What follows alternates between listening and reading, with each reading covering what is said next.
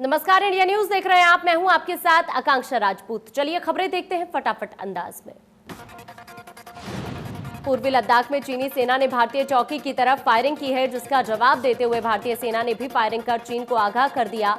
सूत्रों के मुताबिक फिलहाल हालात कंट्रोल में है।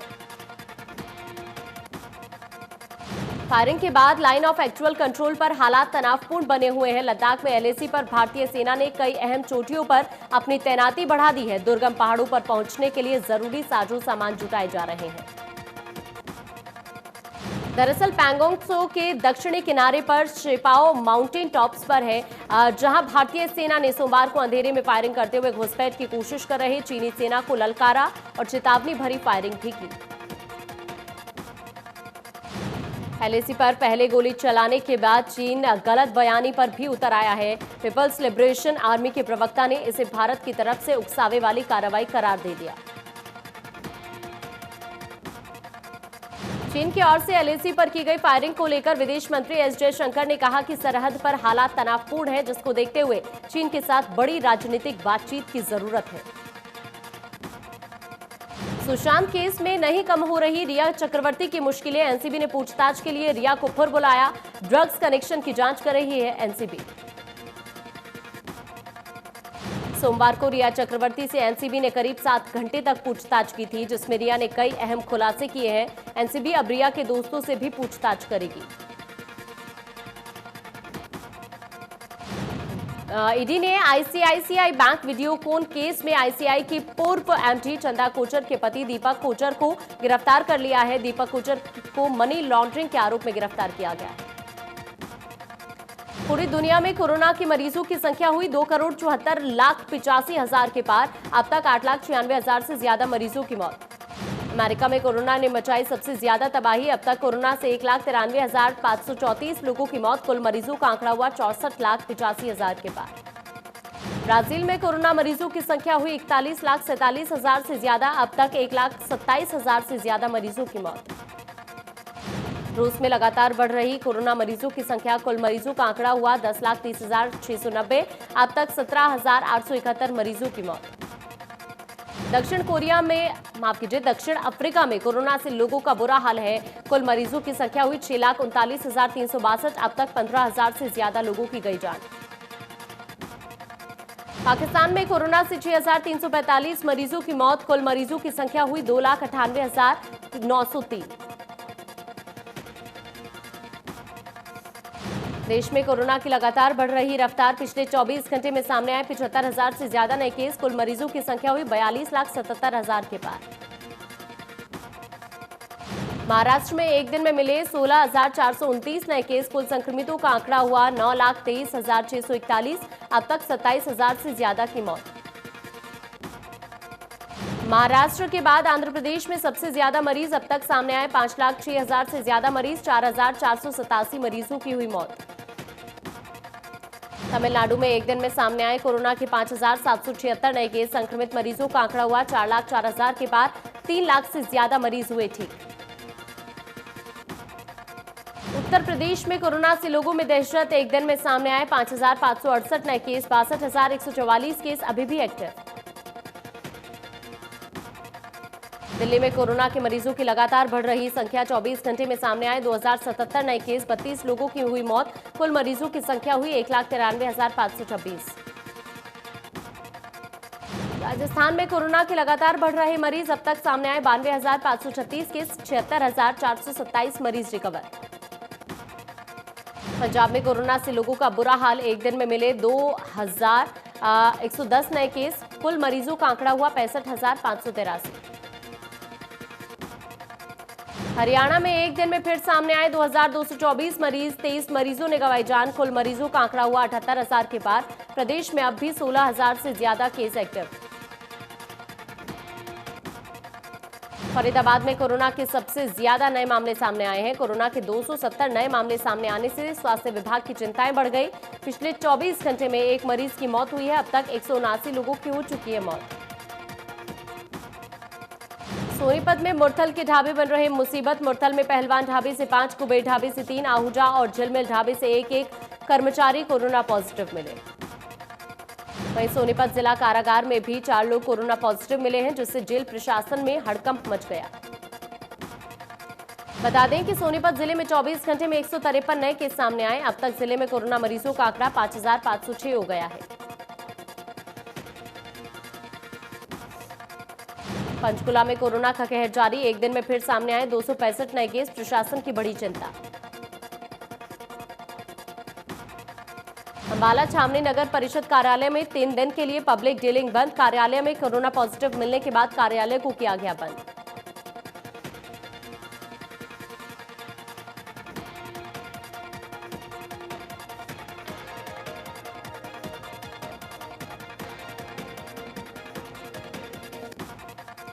कैबिनेट मंत्री रणजीत सिंह की कोरोना रिपोर्ट नेगेटिव आई है। इस बात की जानकारी मंत्री रणजीत सिंह ने ट्वीट कर दी। उन्होंने ट्वीट कर कहा कि आपकी दुआओं की वजह से मेरी रिपोर्ट नेगेटिव आई है, अभी पूर्ण रूप से स्वस्थ हूं। चंडीगढ़ में परिवहन विभाग की बैठक में परिवहन मंत्री मूलचंद शर्मा ने कहा कि अनलॉक 4.0 में हरियाणा से दूसरे राज्यों के लिए बस सेवा जल्द शुरू की जाएगी। परिवहन मंत्री ने बताया कि कोरोना काल में हरियाणा रोडवेज को करीब 900 करोड़ रुपए का नुकसान हुआ है। वहीं ई टिकटिंग की प्रक्रिया को लेकर मूलचंद शर्मा ने कहा कि ई टिकटिंग सेवा अक्टूबर में शुरू कर दी जाएगी, साथ ही निजी वाहनों के प्रभाव को भी कम किया जाएगा। जींद बीजेपी मुख्यालय में बीजेपी प्रदेश अध्यक्ष ओपी धनखड़ और संगठन मंत्री सुरेश भट्ट ने 6 जिलों के कार्यकर्ताओं से मुलाकात की। इस दौरान ओपी धनखड़ और सुरेश भट्ट ने कार्यकर्ताओं के साथ संगठन मजबूती और बड़ौदा उपचुनाव में जीत को लेकर चर्चा की। ग्रेटर फरीदाबाद में अवैध निर्माण पर प्रशासन का पीला पंजा चला है। कोरोना वायरस के चलते लॉकडाउन के दौरान ग्रेटर फरीदाबाद में काफी अवैध निर्माण किए गए, जिसे प्रशासन ने गिरा दिया। बता दें कि लगातार नगर निगम को अवैध निर्माण की शिकायतें मिल रही थी। इसी के चलते ज्वाइंट कमिश्नर अलका चौधरी, एक्जियन ओमवीर और जेई मनीष सहरावत की टीम ने मौके पर पहुंचकर आधा दर्जन से ज्यादा अवैध निर्माणों को ध्वस्त कर दिया।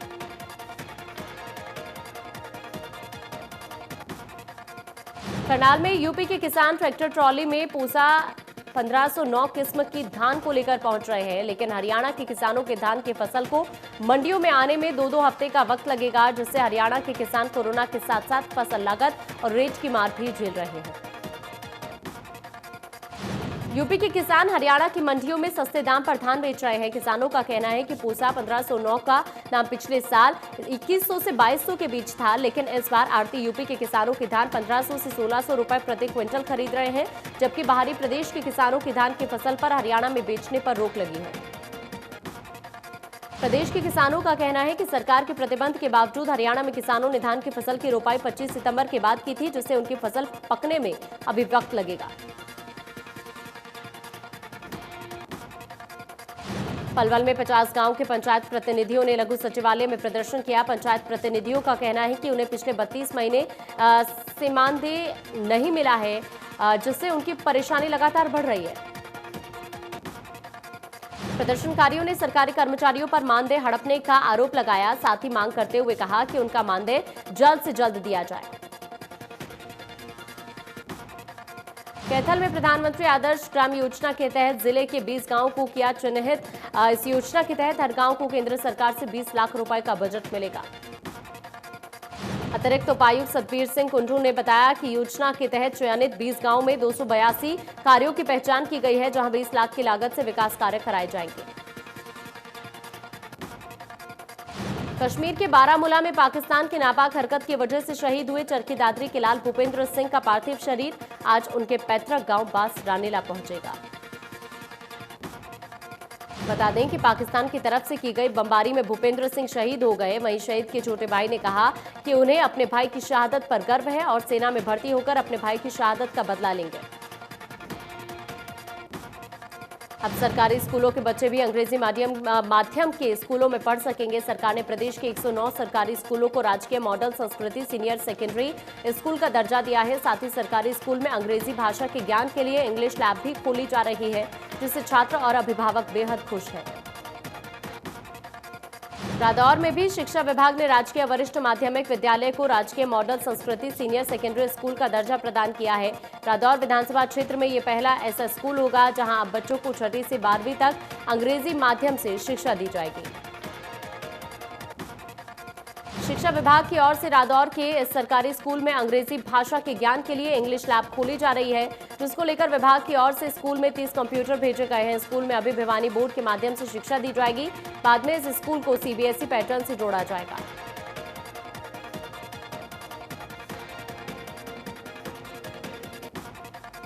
डीएसपी सतीश कुमार वत्स अब महेंद्र चावला के आरटीआई मामलों में जन सूचना अधिकारी नहीं रहेंगे। सूचना आयोग ने महेंद्र चावला की शिकायत पर सुनवाई करते हुए यह आदेश जारी किया है और एसपी पानीपत को सतीश वत्स की जगह दूसरे किसी डीएसपी को जन सूचना अधिकारी नियुक्ति करने के आदेश दिए हैं।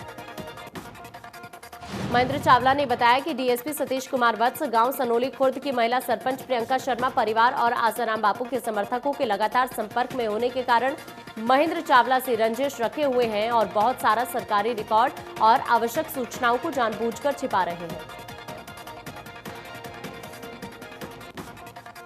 पलवल में 11 साल की बच्ची की हत्या और गैंगरेप के आरोपियों को फांसी देने की मांग को लेकर जिला के मूक बधिरों बच्चों ने लघु सचिवालय में प्रदर्शन किया। प्रदर्शन में शामिल लोगों ने आरोपियों को फांसी देने की मांग की। बता दें कि 25 अगस्त को 11 साल की मूक बधिर मासूम बच्ची की गैंगरेप कर हत्या कर दी गई थी। पंचकुला में एक ऑडी सवार रईसजादे की करतूत सामने आई है, जहां देर रात सेक्टर 6 रेड लाइट्स पर ड्यूटी दे रहे ट्रैफिक एसपीओ को तेज रफ्तार ऑडी कार ने टक्कर मार दी। ट्रैफिक पुलिसकर्मी राजकुमार की हालत नाजुक बताई जा रही है। गंभीर हालत में घायल ट्रैफिक पुलिसकर्मी को नागरिक अस्पताल में भर्ती कराया गया है। ऑडी कार का नंबर नोट कर लिया गया है। अब पुलिस आरोपी की तलाश में जुट गई है। फरीदाबाद में एक बहू ने अपनी सास को करीब 20 दिन तक बंधक बनाए रखा, जिसके बाद पुलिस मौके पर पहुंची और महिला को बहू की कैद से आजाद कराया। बता दें कि बुजुर्ग महिला को उसकी बहू पिछले 20 दिनों से कमरे में बंधक बनाया था। आरोपी बहू ने घर के दरवाजों को चेन से बांधकर अपनी सास को घर में बंद कर दिया था।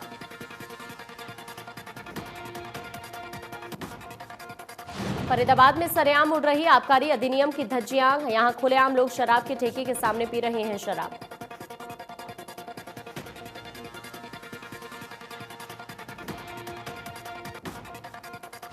तस्वीरें खेड़ी पुल के पास बने ठेके की है, जहां लोग बिना किसी डर के खुलेआम शराब पी रहे हैं।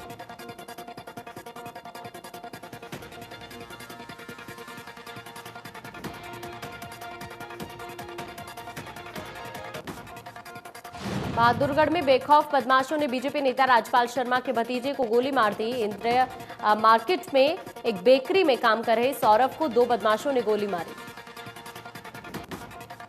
बदमाशों ने पहले सौरभ की गले की चेन छीनी और विरोध करने पर छाती में गोली मारकर घायल कर दिया और मौके से फरार हो गए।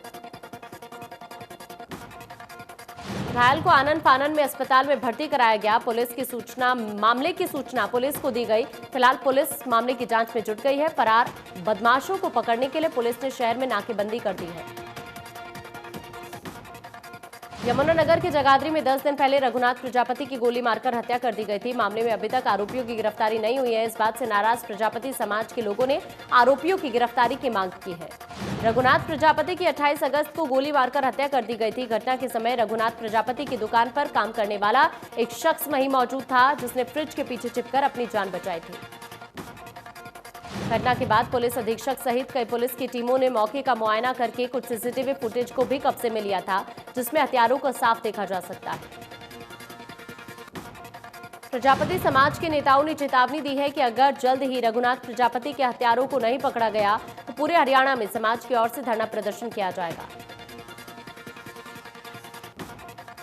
गुरुग्राम में पुलिस इंस्पेक्टर पर फायरिंग का मामला सामने आया, जहां पालम बिहार में बदमाशों ने पुलिस इंस्पेक्टर सोनू मलिक को गोली मार दी। बता दें कि inspector Sonu Malik Haryana police commando में करनाल में तैनात है। वहीं पुलिस से मिली जानकारी के मुताबिक गोली सोनू मलिक के कंधे में लगी, जिसके बाद आरोपी मौके से फरार हो गया, जिनकी तलाश जारी है।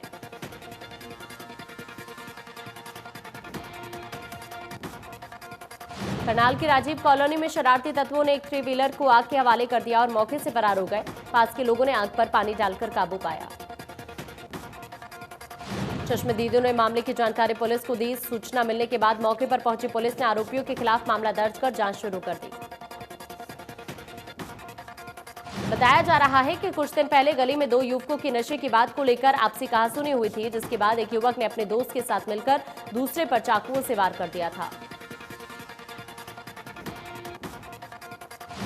फतेहाबाद के लाजपत नगर के हनुमान मंदिर के चौबारे पर एक पुजारी के 17 के बेटे ने फांसी लगा ली। जानकारी के मुताबिक मृतक खुदकुशी की सूचना पुलिस को दी गई, जिसके बाद पुलिस मौके पर पहुंची और शव को पोस्टमार्टम कराकर परिजनों को सौंपा।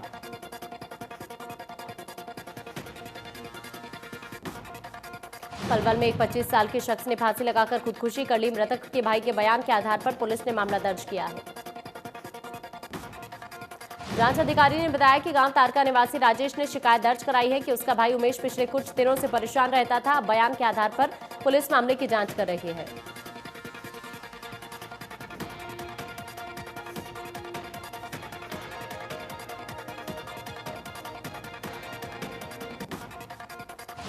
बहादुरगढ़ में बामडोली गांव के पास से गुजर रहे गंदे नाले में संदिग्ध अवस्था में एक व्यक्ति का शव मिलने से हड़कंप मच गया। व्यक्ति के शव के हाथ पैर बंधे हुए थे और उसे बोरे में डाला गया और उसके बाद नाले में फेंक दिया गया। शव कई दिन पुराना होने के कारण गली सड़ी हुई अवस्था में मिला है। नाले में शव पड़े होने की सूचना मिलते ही लाइन पार थाना पुलिस मौके पर पहुंची और ग्रामीणों की सहायता से शव को बाहर निकाला।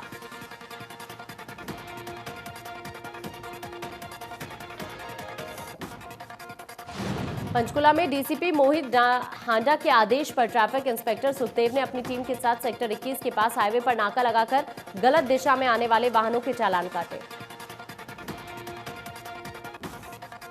ट्रैफिक इंस्पेक्टर सुखदेव ने बताया कि एक्सीडेंट को रोकने के लिए विशेष तौर पर नाका लगाकर गलत दिशा में आने वाले वाहनों को रोकने की कोशिश की गई, जिससे सड़क हादसों में कमी आई। टोहाना में कैंची चौक पर ब्रेड स्टोर में आग लगने से लाखों का सामान जलकर राख हो गया। आग लगने की सूचना मिलने के बाद दमकल की टीम मौके पर पहुंची और आग पर काबू पाया। स्टोर मालिक ने सरकार से किसानों की तर्ज पर मुआवजा देने की मांग की है। पीड़ित स्टोर मालिक का कहना है कि शॉर्ट सर्किट के चलते स्टोर में भीषण आग लग गई, जिससे उसे लाखों का नुकसान हुआ है।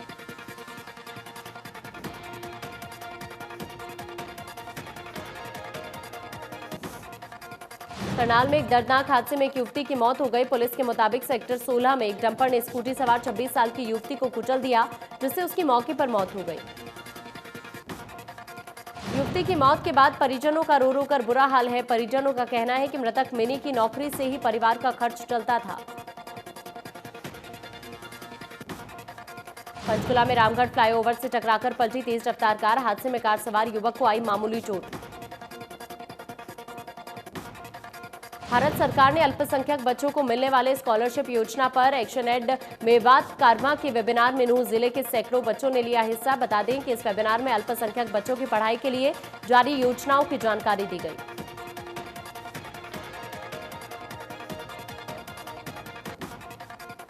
वेबिनार में छात्रों को संबोधित करते हुए मेवात कारवा के अध्यक्ष अशफाक आलम ने बताया कि भारत सरकार की तरफ से अल्पसंख्यक बच्चों को मिलने वाली स्कॉलरशिप का ऑनलाइन फॉर्म भरा जा रहा है। जो भी बच्चे इसका लाभ लेना चाहते हैं वो संस्था से संपर्क कर सकते हैं।